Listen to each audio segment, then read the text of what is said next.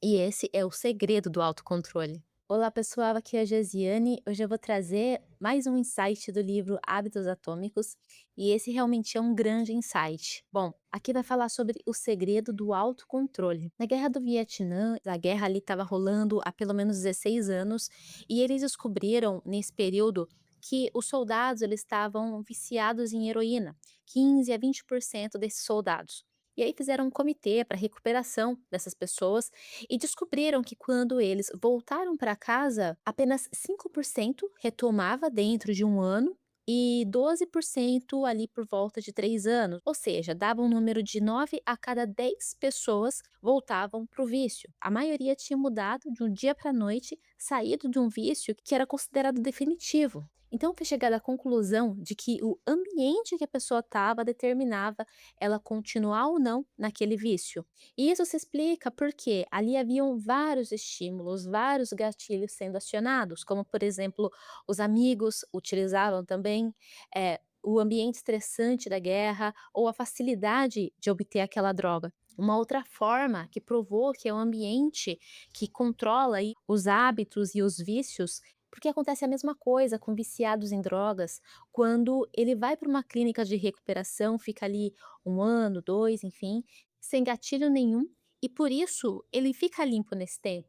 Só que quando ele volta para casa, existe um número aí de 90% que volta a ter recaídas. Ou seja, nós sempre ouvimos que uma pessoa que é obesa, uma pessoa que é fumante, ela tá naquela condição por falta de disciplina, por falta de força de vontade. Só que com essa experiência, nós entendemos que não é assim.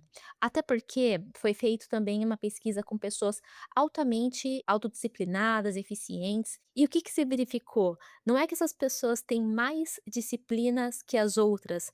Na verdade, o ambiente dela é moldado de forma que ela não tenha necessidade de utilizar a força de vontade. Ela deixa um ambiente livre de tentações. Então, basicamente é isso. Então, aqui deixa claro que a força de vontade, ela é uma coisa para ser utilizada no curto prazo e não no longo prazo, ela não serve para ser usada dessa forma, e você não vai vencer isso nunca. Até porque entende-se também que quando é criado um hábito, esse caminho neural, ele dificilmente vai ser desfeito. Porque, por exemplo, conta ali no livro a história de uma mulher que ela andava a cavalo com um amigo e passou a fumar nessa rotina dela. E depois de um tempo, ela parou de fumar e também parou de andar a cavalo. Décadas mais tarde, quando ela voltou a andar a cavalo, ela teve a vontade de fumar. Décadas mais tarde, acionando ali um estímulo, ela teve a mesma vontade. Ou seja, não adianta você pegar um pulmão preto e mostrar para um fumante, dizendo para ele que aquele é o futuro dele, porque vai trazer mais ansiedade e mais vontade de fumar. Essa não é a forma de solucionar o problema. Não adianta ele ter uma força de vontade hercúlea, porque ele não vai resolver esse problema a longo prazo. Então ele deixa claro que a pessoa, quando ela já tem esse vício, esse hábito ruim, ela percebeu o estímulo, ela já sente o desejo.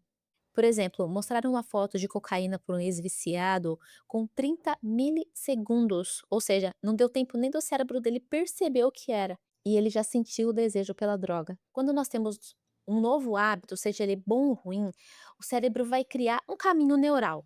E esse caminho, ele dificilmente vai deixar de existir. Ele diz que a forma mais fácil de você de cortar o mal pela raiz e resolver esse problema, seria você gastando energia em arrumar o seu ambiente para isso, e não em ter força de vontade. Então ele dá exemplos, se você não consegue trabalhar com o celular perto de você, você deixa ele em outro cômodo. Ou se você fica perdendo tempo assistindo TV e não tem o controle de parar, você tira ela ali daquele cômodo. Ou você gasta muito dinheiro com eletrônicos, então você para de ver resenhas sobre esse assunto e por aí vai. Então, basicamente, quando a gente precisa incluir um bom hábito, o que que a gente tem que fazer?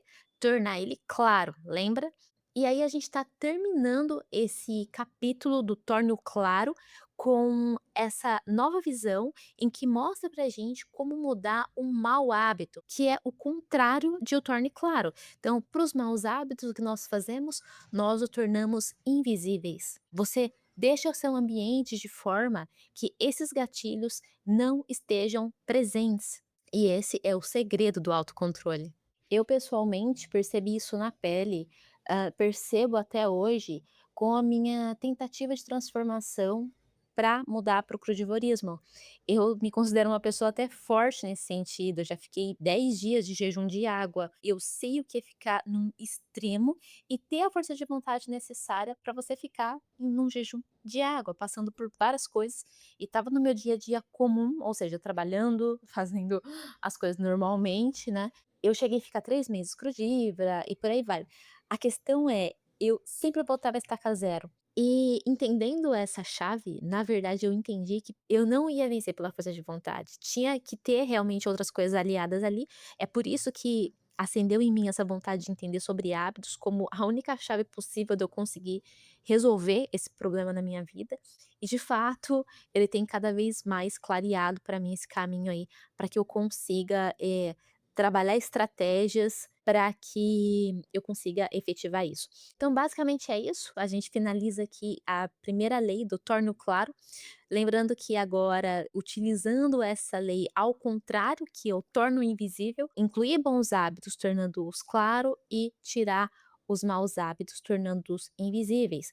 E tem essa tabela aqui para a gente relembrar o que foi dito até aqui. Nessa tabelinha a gente conclui o checklist. Então é isso, pessoal. Obrigada por assistir até aqui. Se você quiser um link seguro desse livro, tá aqui o link na descrição. Fico por aqui e até o próximo insight.